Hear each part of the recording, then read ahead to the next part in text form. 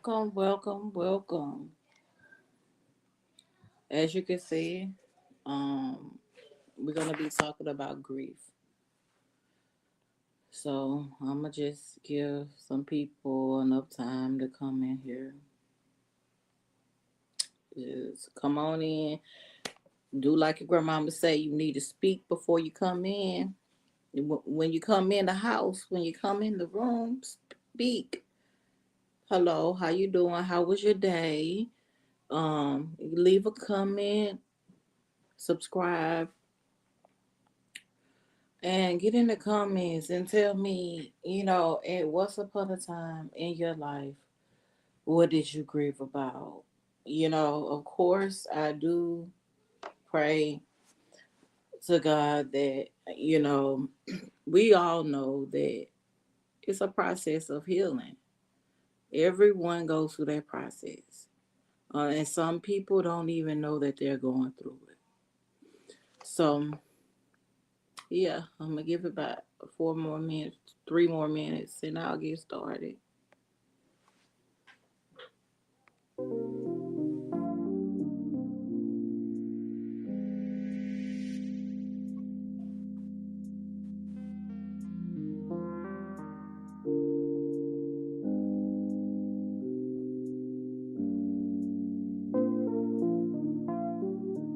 On your way in, if you could, please hit the like button. And during the conversation, please comment. And if you're not subscribed, please subscribe to my YouTube channel. I would gladly appreciate it. I am coming back to back to back. I am busy and I am going to continue on moving. But I just thought that I should talk about grief. It's something each and every one of us is going through in this world today, in our homes, at work, at school, as we are, going around this world, watching TV, looking at everything that's around us. We gotta know how to handle these things. It's too much piling up on each and every one of us. And if you do not feel like you're going through that, please, because a lot of times people don't think that they're going through it. Please comment and let me know. Are you okay? Is everything all right with you? I mean, we can work together. We can, anything that can help you get through what you're going through. 9 times out of 10, a lot of people need to be around people that really truly understand them. Not people that are saying, "Oh, you'll get over it. Just try it again," or "Everybody goes through this." Sometimes people don't need to hear that. Sometimes people need to, hear like I went through that and I went through that process right there. So I can tell you, please understand. You know, you really want people to understand you. A lot of people commit the S word because it's no one that can understand them. And sometimes when people are getting help from people, a lot of times it be the demons. A lot of time it be demons. What are you around? But when you lose somebody, it's totally different. I have a couple of stories I could talk about, and I may just include those stories in this live. But if you are grieving right now, my heart goes out to you. Just know you are loved. Just know God is nothing but love, and He loves you unconditionally, and that you can make it through. Okay, let's get started. Please like as you coming in. Give me a comment, shoot me a comment, and let me know what's going on with you. How was your day? What you cook? Did you clean up today? Did you go to work? I know it was snowing down here in Alabama, and it's slowly melting away. And I think God that it is, so we can get back to our daily routines. We have to work. We have to do what we gotta do. Children, I got all my kids out of the house. They go to school. So I would like that time to myself to do my work so they can go to school, if you know what I mean. So I know this is gonna be heavy subjects, but this is much needed within so many people and in the world today. And I just pray that it touches somebody. My stories may indeed be someone else's story, but not everybody get through their grieving process the same way.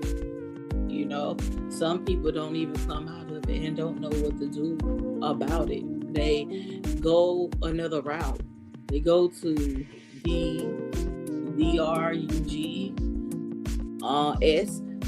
They go to alcohol. They go to SX. They go to many other different things because they don't understand why things happen to them. And they don't even think about it happens to other people too. But maybe that other person could help you, because they went through the same thing. But that's where grief comes in. And this definitely is one of the things that I'll be talking about. If it kind of triggers you, you can just click off and you come back and watch it whenever you get ready. But sometimes it should, you should be able to watch things and learn things just so it makes you tougher. It makes you stronger.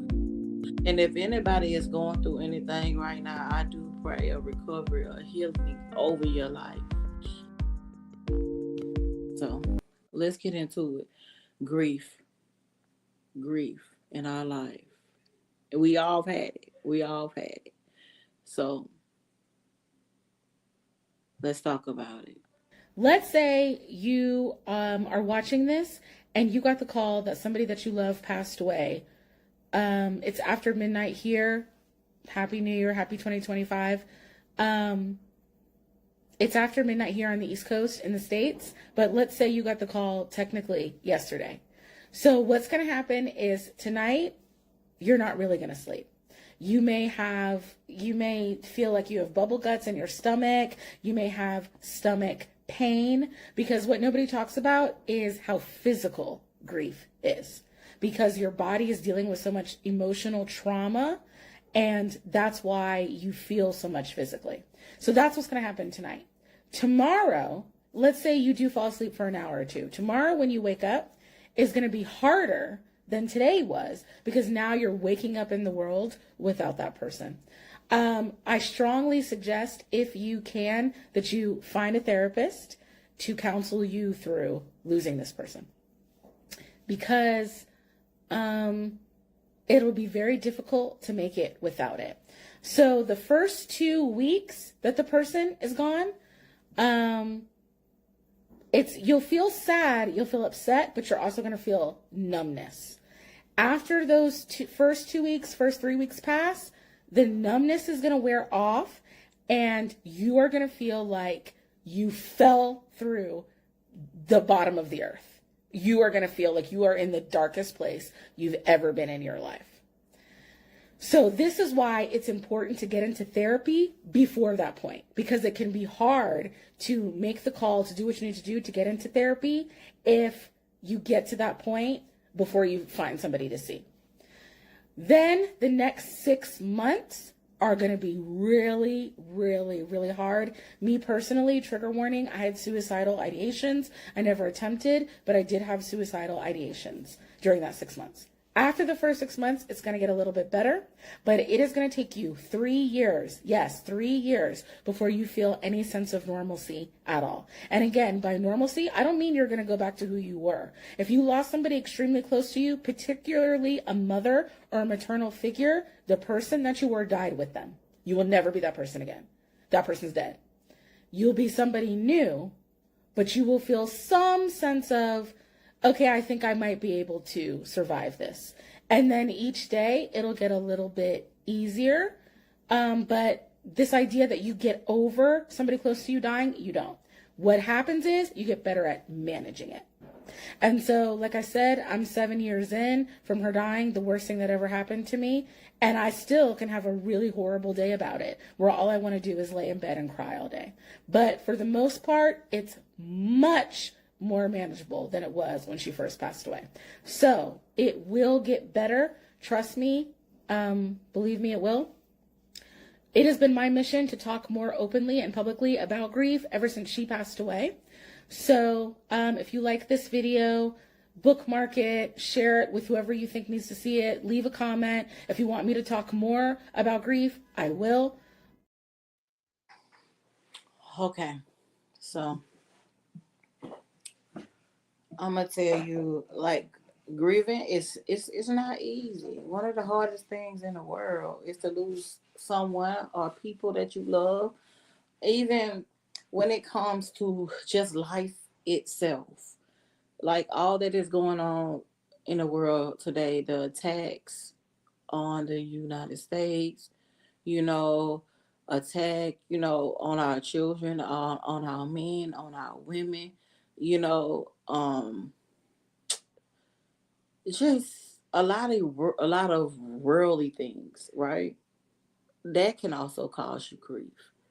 Not being able to do something that you've been wanting to do could cause you grief because of the things that is going on in this world. Losing babies, losing children, losing your parents, grandparents. So it's hard. It's very, very hard. So I have a couple of it's different ways that you grieve, right? So it's like 9 ways, but I'm gonna give you a couple. Maybe you could pinpoint which one you had to go through before, right? And then after that, I'll let you know exactly. I'll tell you like a story or two about one or two of my grieving moments in life. So we're gonna go with abrupt grief. Grief. I'm sorry. Abrupt grief. Abrupt grief is typical grief caused by rapid and unexpected losses. So meanwhile, I'm describing the different types of grief.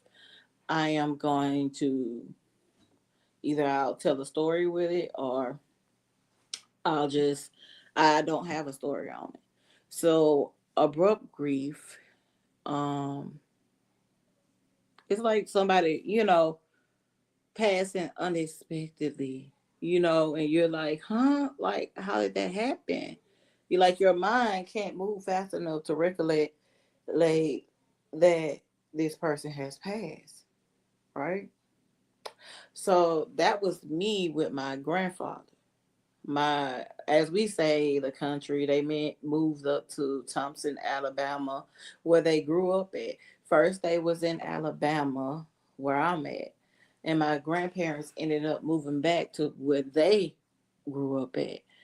And so I couldn't even go to the funeral. I loved my granddaddy dearly, and they say he fell out and he had a heart attack. So that kind of messed with me really, really bad. Because first I wasn't able to go to the funeral. I was pregnant with my first son, and I didn't need. It's sad because family, they start bickering with each other. I was like, I don't need to be around that type of negativity. Not knowing that I would. Well, I knew that I would because I know what type of family I had it.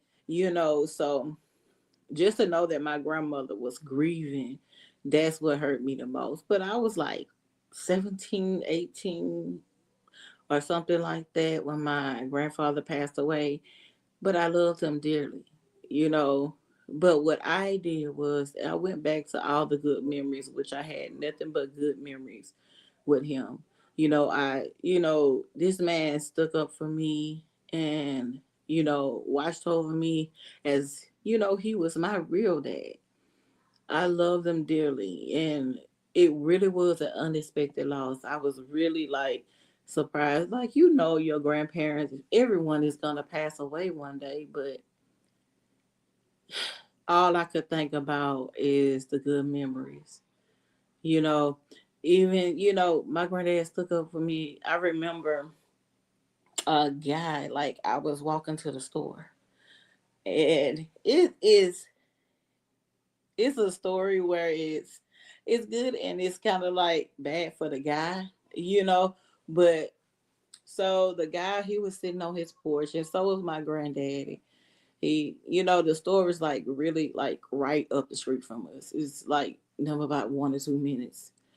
But my grandparents' home was distant, like distant. You can walk to the neighbor's house, but it had like a feeling on the in the middle of my grandparents' house and who he hung out with, played cards with, and stuff.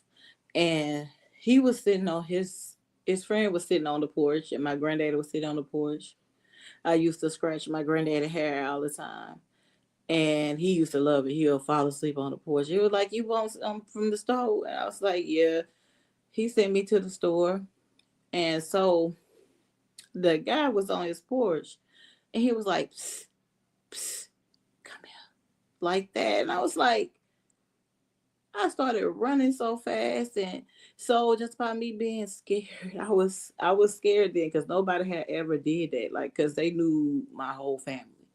So then I continue on going to the store, and when I came back, the man did it again, and I was like, oh Lord, I'm finna go tell my granddaddy because like I'm knowing my granddaddy, he he plays cards and he drinks with him. So I told my granddaddy, and my granddaddy told him to come here. He made him come here, and he said, he's like, you was trying to get my granddaughter in that house. And he was like, no, no, no, because they think, you think people think that you don't have a good relationship with any parent in your life, whether it's your grandparent, your grandmother, your parents. So he was like, no, I ain't say that. So he thought he could just say anything to my granddaddy. He said, yes, she did. She wouldn't lie about nothing like that because he know I mean, I barely said anything. You know what I'm saying? My granddaddy knew I was really quiet. I would talk to him. I would talk with my grandmother. They knew I was quiet. So when I said something, I meant it, even at a young age. So he was like, yes, you did. And he pulled out a Smith and Western. Finna get ready to, oh boy. When I say that man read so fast, he was like, you better not ever say nothing else to her and say nothing else to her. Period. When I say that man was even scared to come to come around me just to even look at me.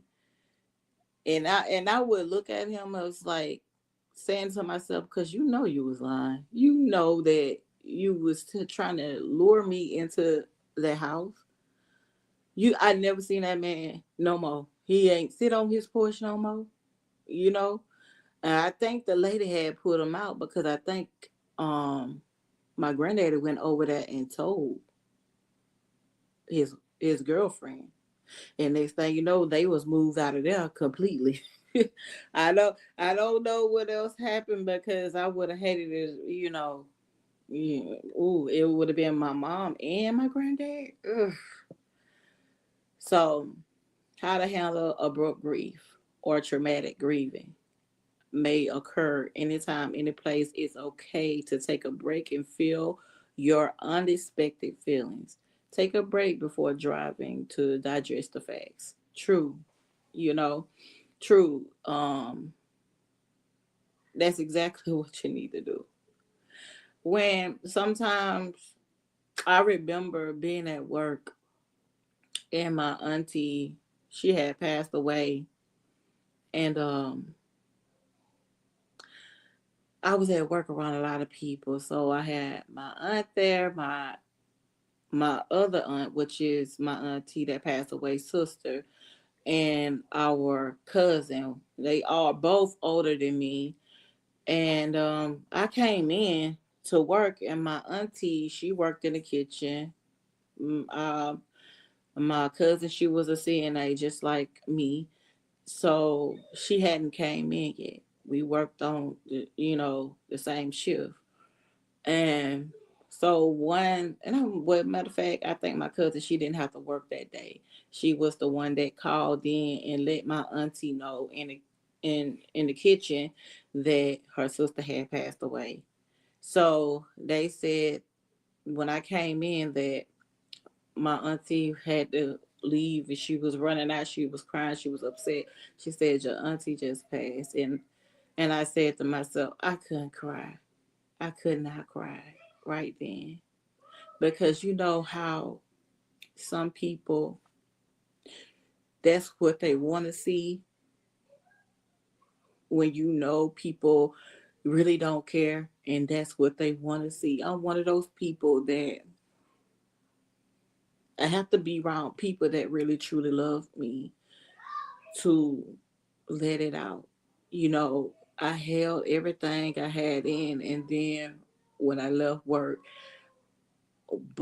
before I started driving, I just cried. I said, "Oh Lord,"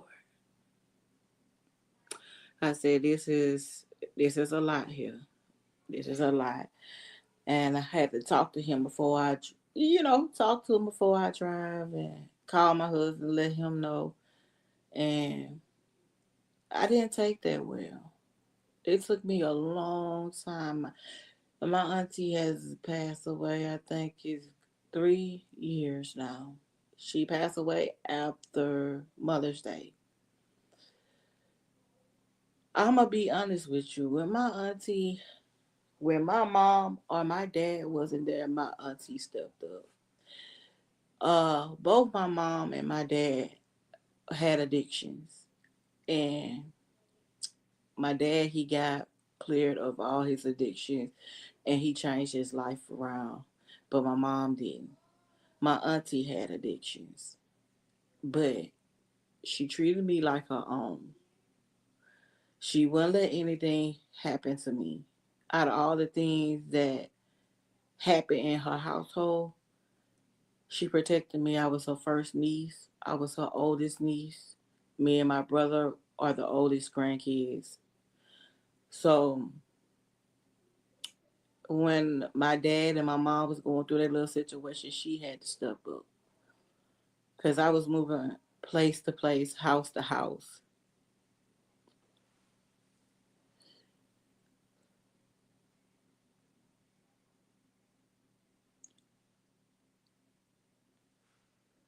Where people didn't care for real. But they put on the front for my parents.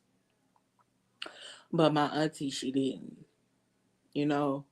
So when she passed away, it took me back to someone being there for me and really caring about me. Will fight for me, you know, um, protecting me for people doing harm to me. Um, she always told me I was different. She always told me that. Even remember is with family.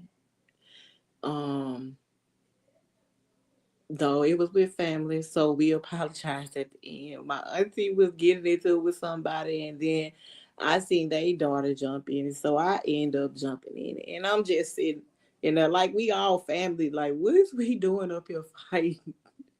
But that was my auntie, and I felt like she stepped in a part of my life where no, my parents should have been there. And my grandparents also had to step in because you got to remember it was me and my brother, and then my mom, she was in prison, so she was pregnant with my sister in prison when she had my sister, when she went straight to my grandmother and my grandparents. So it was, she had to deal with a lot. My grandparents had to deal with a lot, but I'm glad we had those people in our life. And they watch over us the best way they could. They weren't perfect. Nobody's perfect, but they did. But with now with my grandmother, when my grandfather and my auntie passed away, my grandmother is also passed away. I totally distanced myself. Um, when I definitely went to my grandmother's funeral, I went to my auntie's funeral. It was so much going on. It's ridiculous. Like I don't know why family gets together and but I be ignoring. I don't have time for it. And I think they see that on my face and I keep it moving. Because look, I'm finna go grieving my way. I know how to grieve. And that's another thing. I'ma show you the 5 steps of grief. I'm just go through a couple of steps of the nine it's 9 types of grieving. And I'm letting you know now. So it's another type of grieving. Prolonged grief.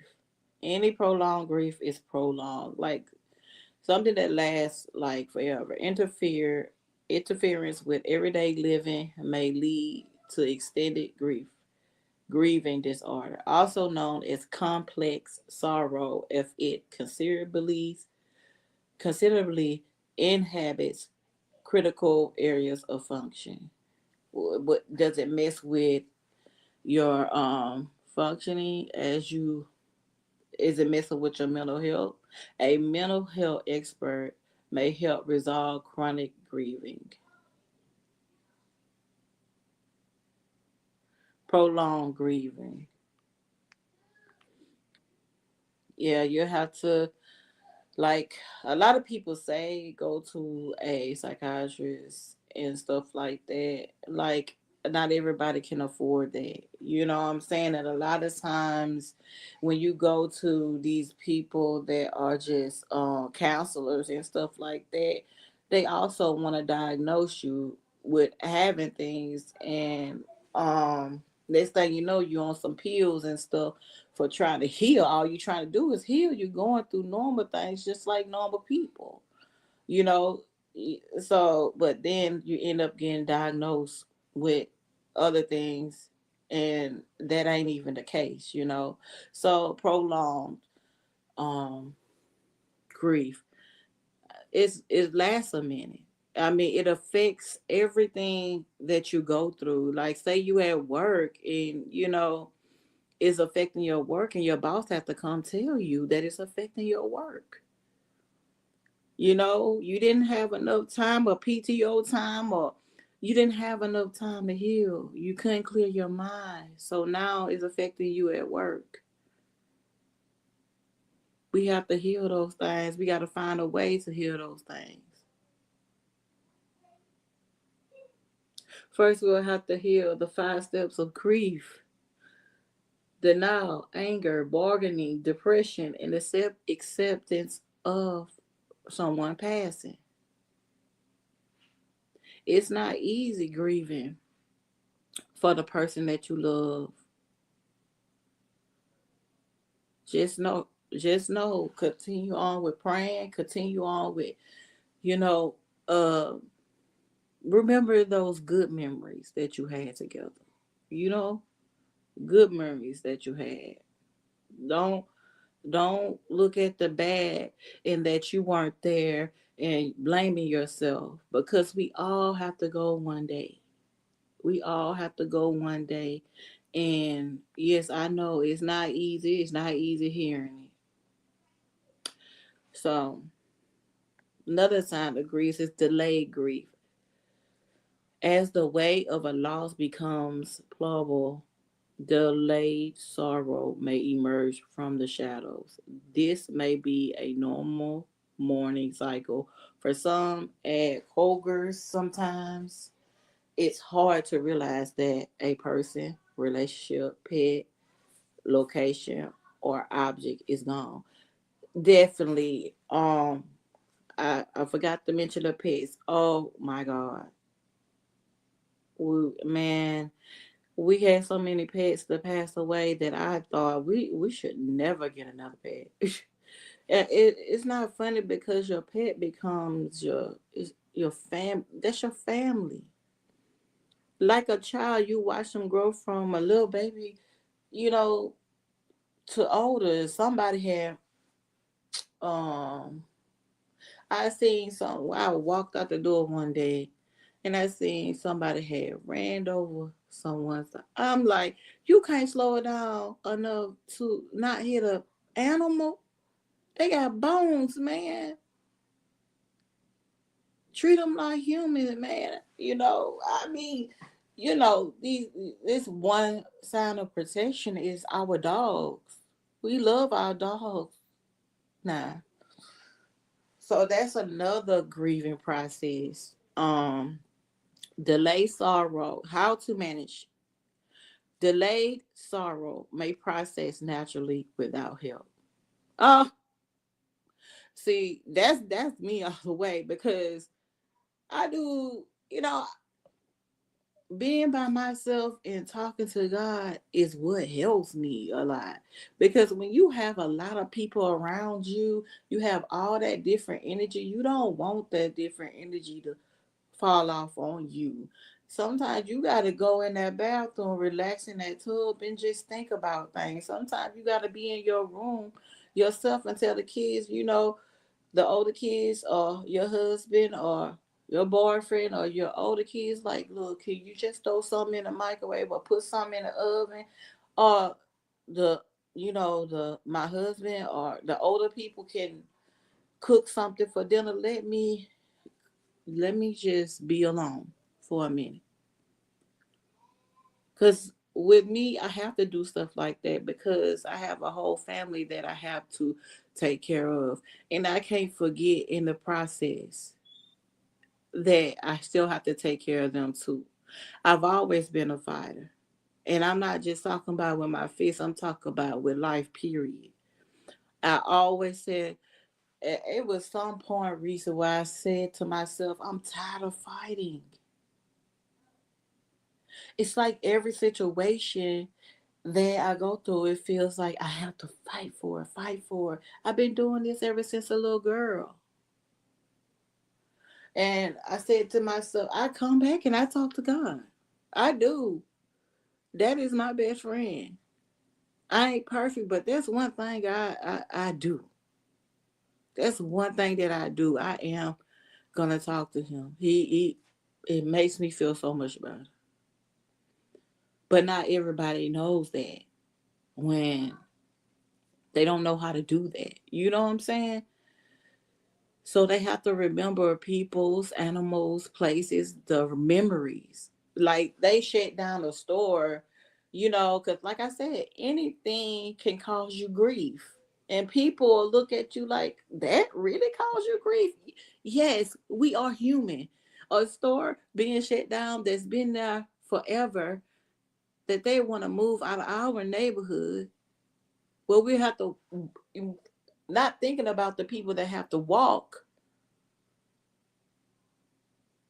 or catch the bus or catch a cab, have to go all the way cross to damn near the rich people or the middle class people neighborhoods because they have everything.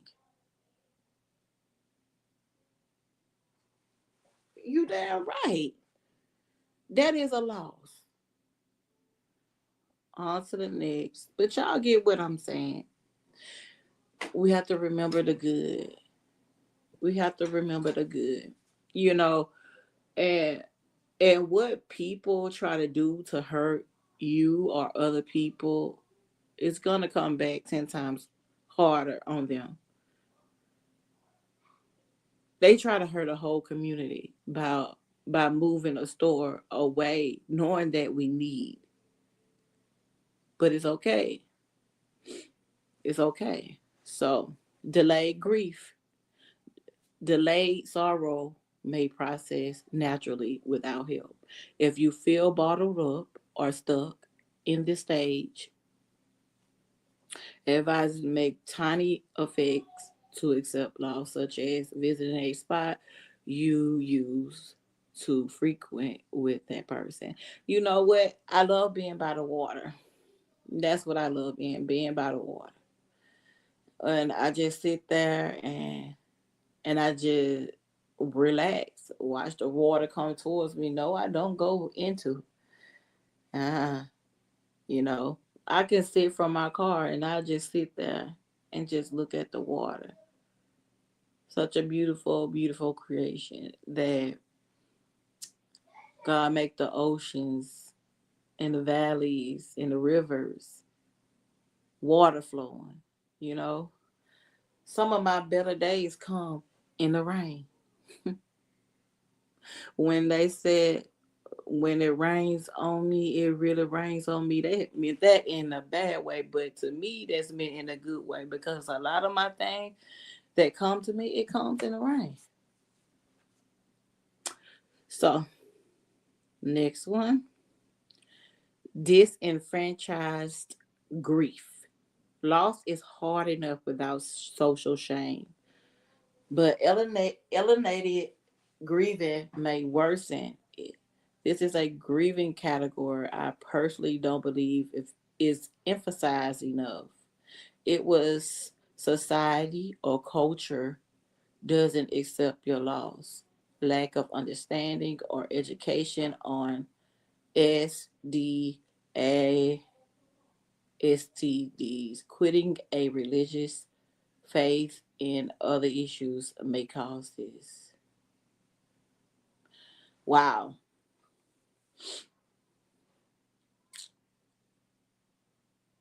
My kids went through so many things when it comes to the S word, when what far as their friends and stuff like that.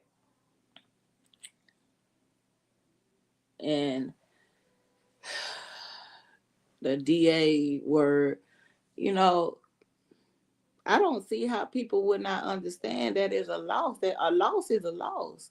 Grieving is grieving.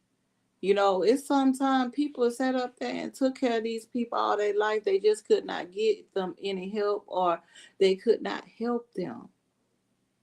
So it's a loss is a loss.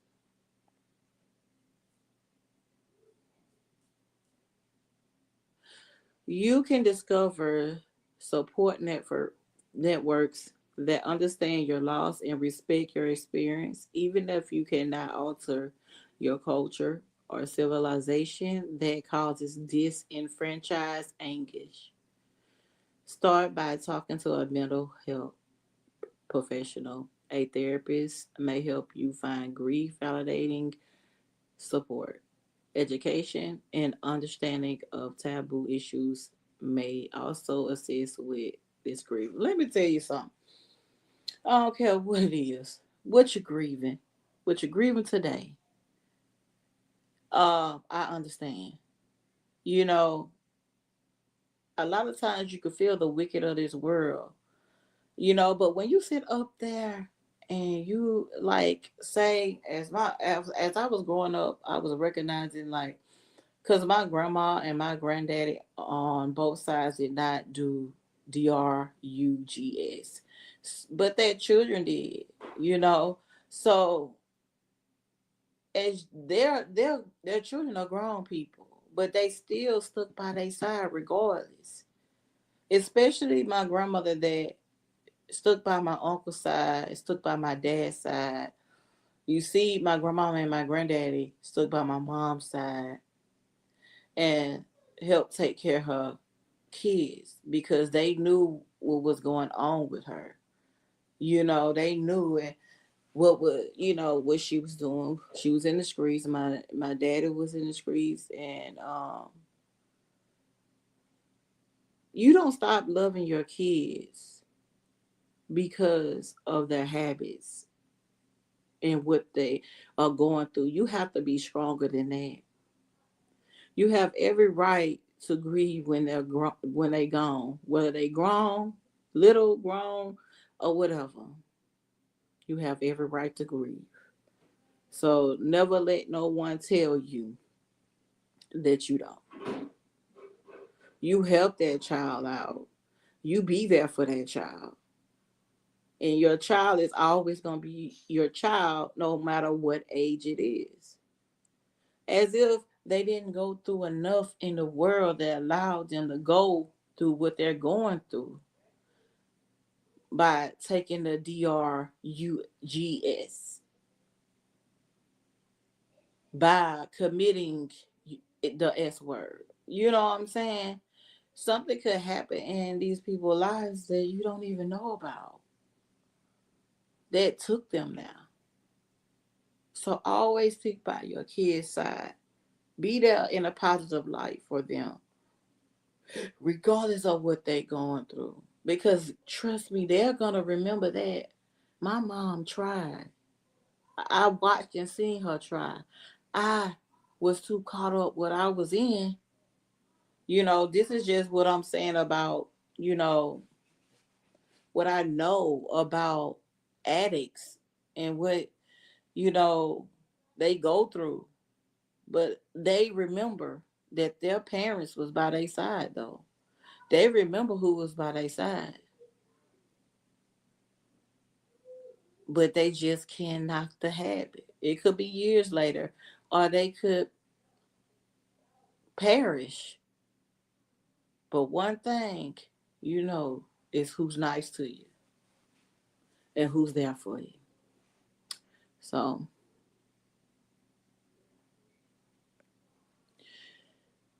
I don't know if y'all can see that, but it says collective grief. Sometimes loss affects a country, people, culture, or the planet. This community level sadness is communal grief. It's frequent after war, mass hate crimes, and human rights.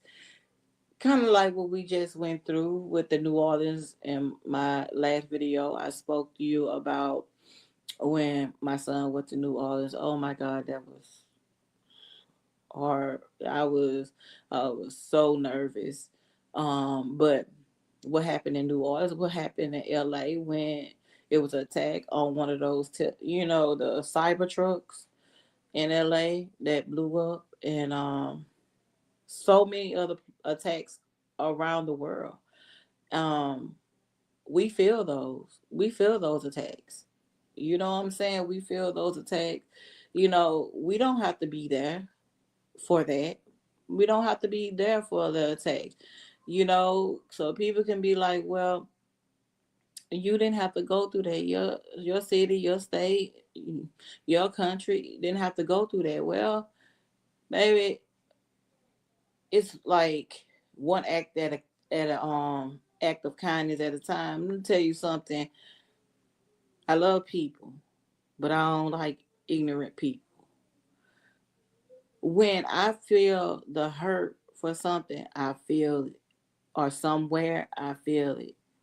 I feel like it happened. And I can't say it can't happen to me. That's why I feel it. All these things that are going around on in this world, and it's more stuff about to happen. Like, come on now. Come together in groups may be a wonderful approach to working together collective mourning with other experiencing the experience. Vigils, memorials, peaceful protests, marches, and ceremonies allow you to express your grief. Activism may help you cope with communal sorrow after hate crimes or hate rights by giving you purpose and justice.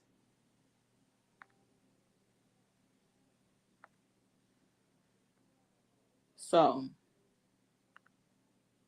just like the this situation that's going on with what is it, Naziah, always Naziah Harris, and what happened in that household, with the grandmother and the I don't know if that's the dude.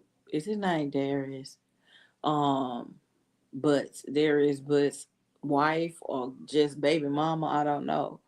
Everyone letting her down, like how that affects everyone. This is that type of grief, collective grief. It's that type of grief. Like you can see your cousin go through that, and you would be like, well, so you got some people like, well, it ain't happened to me, but you were like, that could happen to anybody. That could you're concerned about that person. You're concerned about what went on with that person. Like Nazaya, she was 13 when she first went missing. And here recently she just turned 14. That affects the whole world, because guess what? A lot of that goes on in people's household. That go on in people's households. It do affect the world. It affect everybody. And we have to come collectively to gather together to make sure this person who did this goes down. Like now we're waiting. Where did you, they saying she's unalive. Now where did you put her? Now collectively, the world and people in the world have to come together. This is collectively grieving. Collective grieving. Do visuals, you know, and peaceful protest. Like he needs to go down for what he did, and that's what collective means. And I'm quite sure that you've seen that. All this stuff happened with George Floyd when that happened. Um, Trayvon Martin, Kanika Jenkins, all these people. I mean, it was a strong connection to these people, but almost like you already knew what happened.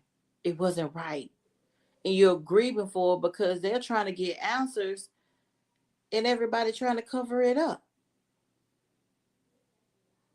Because you know better.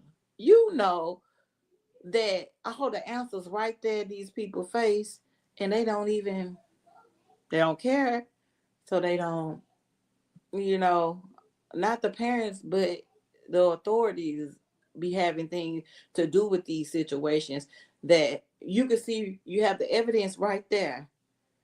And next thing you know, nobody is prosecuted. Nobody is in jail for the Kanika, for the Trayvons, and look how they did with on Floyd. Like, come on now. That's collective grieving. And we all do that. I mean, the ones with hearts. Anyway. Um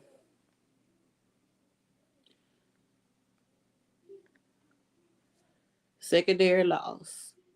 The death of a loved one may induce your grief, but so can losing friends or relatives due to divorce, or according to Longmore, Colorado licensed clinical social worker Hope Wesses, this is secondary loss.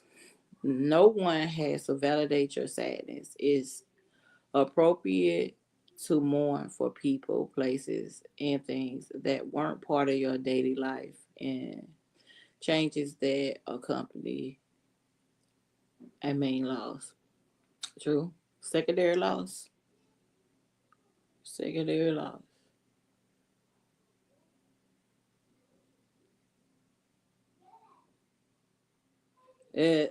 You going through something.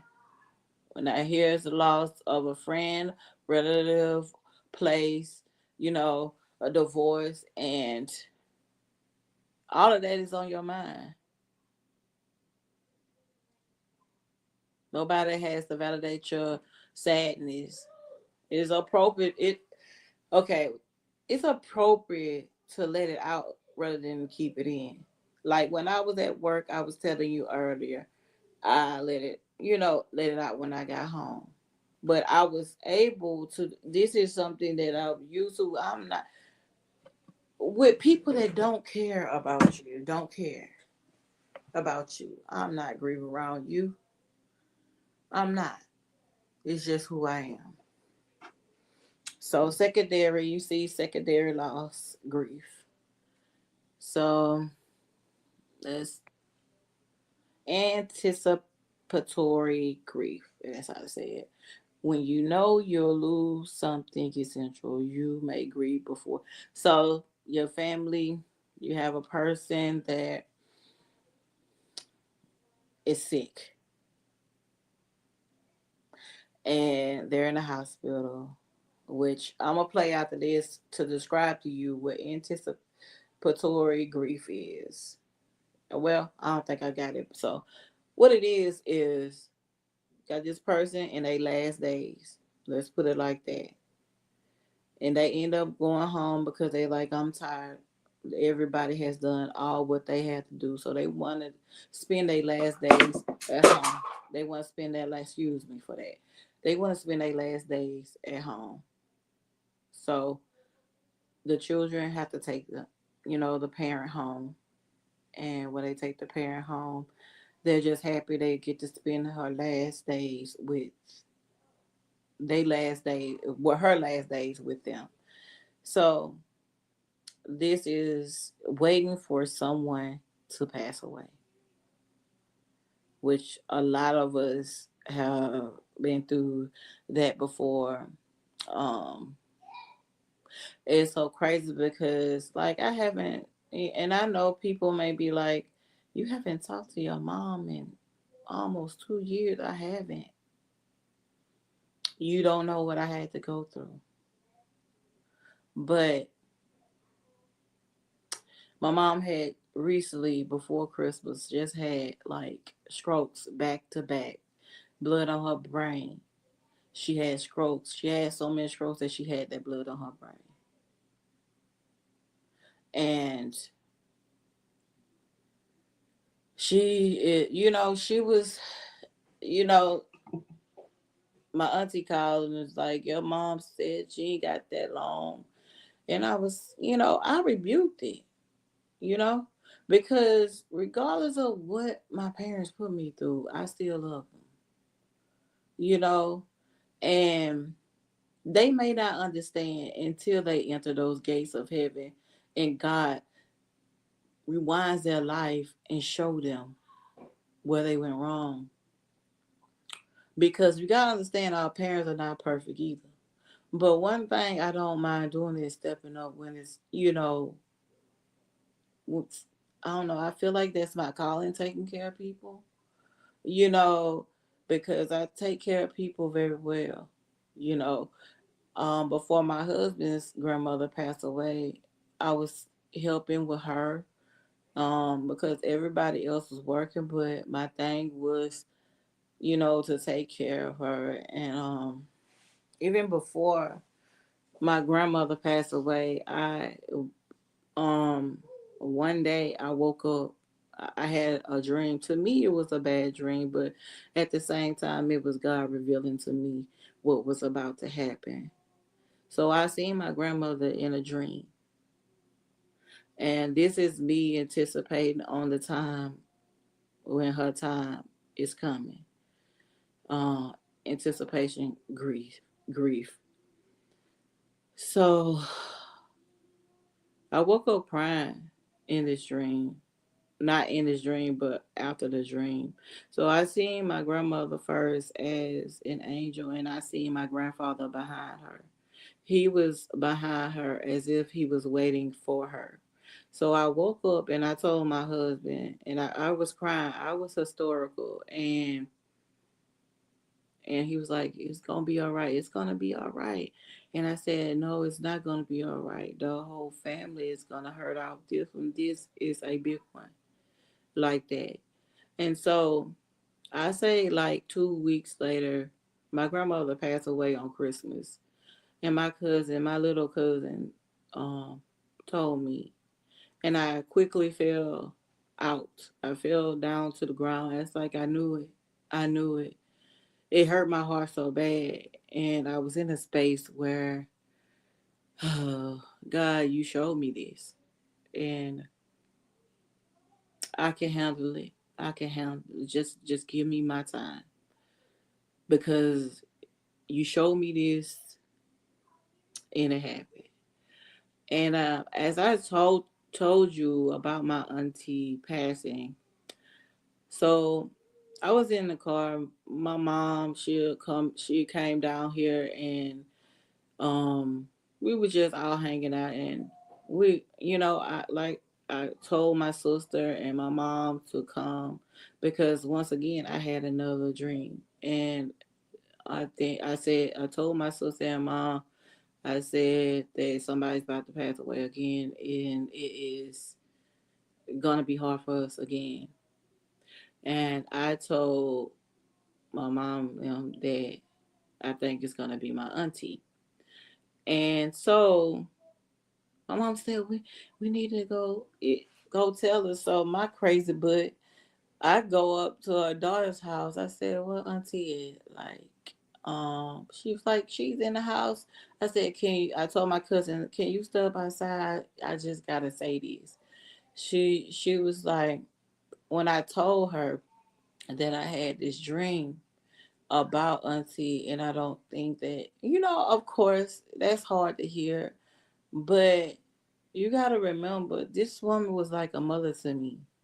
She was like a mother to me, and it was hard even knowing it, the thought of it.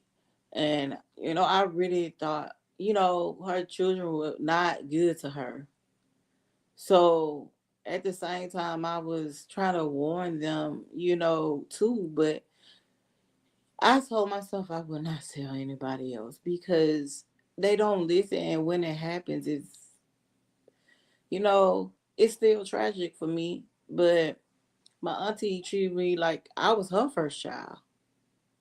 You know, she cared about me to me more than her own kids. But she loved her kids, but some of them were so rude and not right towards her. Even as they got older, when they were little kids, I think I listened to her, I obeyed her, I treated her like a mother, like she was a mother, not like the struggle that she been through, you know? So when I told my cousin, she was like, because my mom and my auntie are twins. So she was like, well, um, it could not be my mom, it could be your mom. I said, she's like, but my mama, she good. Of course you're gonna look at it like that because you could care less. That's how you're gonna look at it. If you don't awaken, you're not gonna see these things happening. And these are the main people that's boo hoo hooing at the funeral.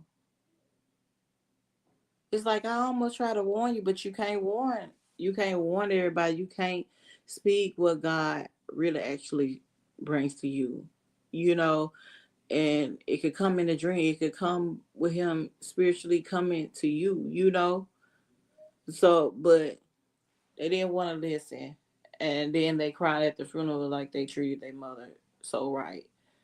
You know, I knew at a young age I had to go through what I had to go through. Just get through it the best way you know how. So I anticipated from my dreams, and it actually happened. You know what I'm saying? So it shocked me because I'm just like, you don't want those things to happen. And I tried to show my family how much I love them by saying something about it, but I think it's more love just keeping it to yourself and praying that it gets better. And you can't help a loss, you know, but anticipatory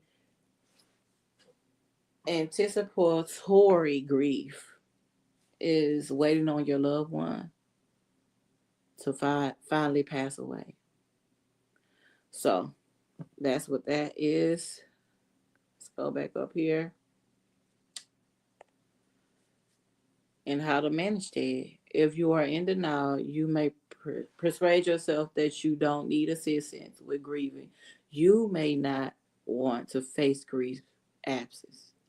If relatives and friends are pressing you to speak to someone or worried about your mourning process, it may be worth seeking professional help. I mean, you could go to a therapist, psychiatrist. I mean, what is it? Psychiatrist or whatever. But and talk to somebody, because sometimes everybody don't have anybody to talk to. Everybody doesn't have people to talk to. You know what I'm saying? So, but if anybody needs any help with this, just give this number, the grief resources a call with the number on the screen. If it's not you, if it's a family member, if it's a friend, get that number. Get them some help. Get them some help. So keep that up for a minute. So I want to play this next video that I had. Grief is standing in the grocery store behind a long line of people, and you see someone who looks like your loved one, or let's say you see a really happy family, and it triggers you, and you have to fight back tears because you don't want people to know that you are going through the toughest season of your entire life. You don't want people to know what you're going through. Grief is having to log into work even though you are completely broken inside, but you've got to pay bills and you've got to take care of your family because your landlord does not care that you're grieving. Your boss does not care that you're grieving. The person that's at the light that's honking at you to hurry up does not know that you're sitting there with tears in your eyes and in your hands. Grief is waking up to a brand new life that you were not prepared for because that's not what you planned for. You plan for the person that you love to be here. Grief is no longer being able to watch your favorite movies or listen to your favorite music because they trigger you now and they cause you to think about emotions, and they are connected to the memories of the person that you love and the person that you lost. Grief is having to navigate a new world without the person that you love. It's having to create a new routine for yourself, which is foreign. It's new. It doesn't make sense. It doesn't feel right. Grief is the constant reminder that things are different forever. Today is National Grief Awareness Day, and I want you to be easy on yourself. I want you to go easy on yourself because grief is all of these things and more, but grief is also hard. It is, and I want you to give yourself some grace. So you have 5 stages of grief, right? You got denial, you got anger, you got bargaining, you got depression, you got acceptance. Denial is denying that person is gone. I can't believe that they're gone. They're not gone. They're still here. I'm going to wake up in the morning. This all is going to be a dream. And at the end of the day, it's not. It's not. And I will play a video about this in a second. Anger, the screaming, the mad. Why did this happen? Why did this happen to me? Just letting it all out. You have to get it out. You got to go through these stages. You know what I'm saying? You got to go through these stages. And guess what? Some people may still think they're not grieving. You know that? Oh, it's not because of that. It's not because of that. Yes, it is. You need help. Yes, it is. Go to a therapist. Go to a therapist. Next one, bargaining. Blaming yourself. Blaming yourself. Saying, I could have called them more. I could have went to see them more. They were in a nursing home and I didn't even go see them when they was there. God, please forgive me. You're already forgiven, but you can't sit up there and blame yourself. Because just like I said, everyone has to pass away one day. And that part we have to get. You go through your process, but don't stay there. Because what I realized, what I had to say, I always prepare myself. No, even though, don't get me wrong, no matter how prepared you are, you're still gonna grieve. But you have to understand, it's more people we're gonna lose. We lost people when we were young. We're gonna use people in our 20s, 30s, 40s, 60s, 70s, 80s. We all are gonna have to perish one day. I know it's not easy though. I know it's not easy. For whatever reason it may have been, it's not easy. At any time you feel like you need, oh, I need this time, find your way, a way that you love to, like me, I find me a room to go into because I don't want to take anything out on nobody else because they don't deserve it. It's some people that do and some people that don't. You get what I'm saying? So, depression, you just feeling lost. Like, why did all this happen? Especially like if it's your mother. Like, I gotta live here on earth without my mother. So, this is, I think, this is gonna be my last story, and this is it. After this, after it's one more video, but this is my last story. So, I was pregnant. I was pregnant with a stillborn. I had a stillbirth at 7 months. I go into the doctor, and I felt a little weird because mamas, we be knowing, but I didn't think anything like that. I didn't think I was having a stillbirth. So me and my husband went, and we were having a boy, our first boy together. So I go back and get checked and stuff like that. They checked the baby. They said the baby's not moving. So he went and got another machine. He said, "Bring me that machine so I can make sure is what I see is what I see." So when he brought the other machine in, and it was true. And he told my husband, "You got to get her to the hospital immediately. She, the baby has passed away. We have to get the baby out of her." And I said, "What? Are you serious?" And I couldn't do nothing but cry. I broke down. At this particular time, we did not have a car, so the bus stop was right across the street. It was just so terrible, hitting back to back at once. And so we go to the hospital. We get my husband there to take us to the hospital, and I get to the hospital. My husband couldn't stay back there because he had to watch the kids. Um, I was going into labor. They were inducing me to get the baby out of me, and um, my cousin couldn't. My husband, we didn't have anybody to watch the kids, so my husband had to go in the lobby, so he couldn't be in there with me. So I was in there by myself. It was God and me and those nurses, and he left out the room. I pushed the baby out and they put the baby in my arms. I said, "He's still alive. He's still alive." Like, look at his eyes. His eyes open. She was like, "No, no, he's not alive." In his eyes, I seen a star.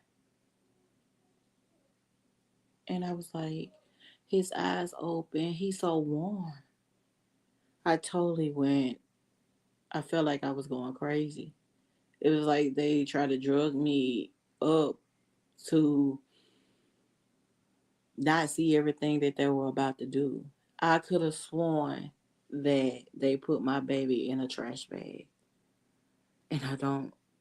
It's like Was I under too much stress? Was I D'd up too much? What was it? I don't know because this is crazy. Did I just see her do that? I, I, I, I was lost. I was lost, and I and I was like, did I just see that? Maybe I'm tripping. I'm tripping. My baby was so warm, and you could tell he was a boy. You could tell he was a baby. He was, you know, developing to go to that 8th month. You know, it hurt my heart.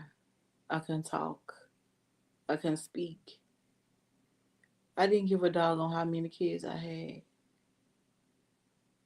but losing one, it broke my heart. How do you have children all the way up until there? It broke my heart. It took me into a depression. I used to talk to so many people that just said, well, just have another one. Or start talking about their own problems. I distanced myself from them. That's to heal me. Because you have people that really don't care, that looks at grief as if it's nothing. But when they grieve, they want you to understand. Step away from those people. Go through your process. I was blaming myself. One of the 5 stages of grief is blaming yourself, bargaining. I blame myself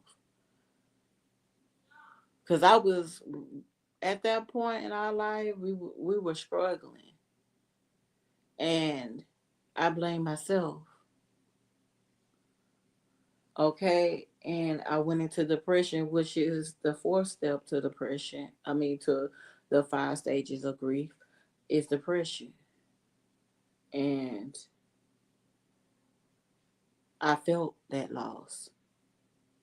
I felt it. I said, "Why me?" I didn't want it to be nobody else. Please understand that, because I would never want nobody to go through that pain. But I said, "Why me? Why me?" Because I'm a good mother. We may be struggling, but I keep the food and the roof over our head. And, we may not have a car at this moment, but I know God is preparing us to have one. So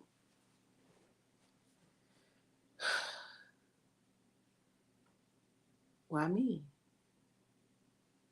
And the second, the last one, the last of the 5 stages of grief is acceptance. Acceptance. Um, I prayed about it. I understood God needed him more than I did, and that I had an angel in the sky that would make things happen for his family.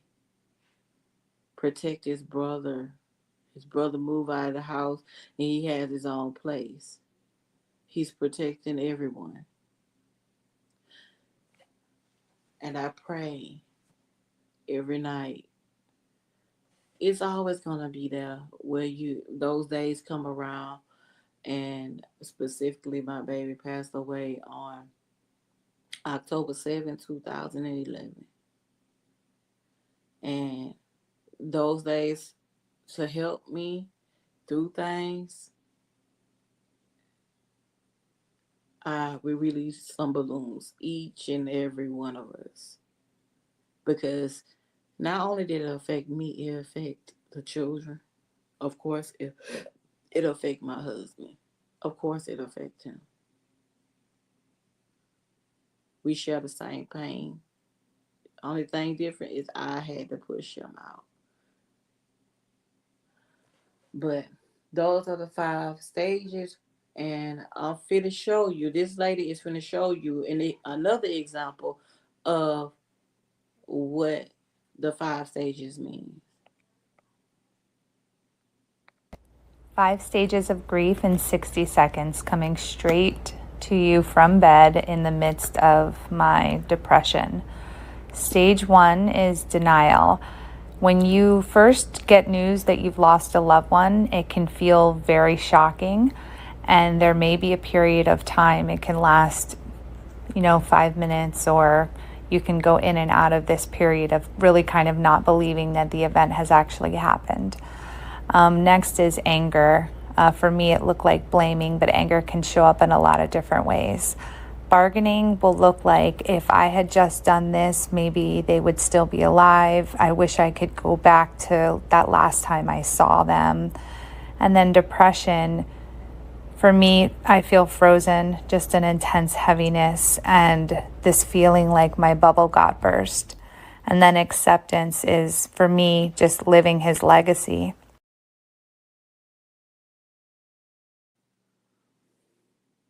So I hope you enjoy this, because I know out there a lot of people is going through a lot, man.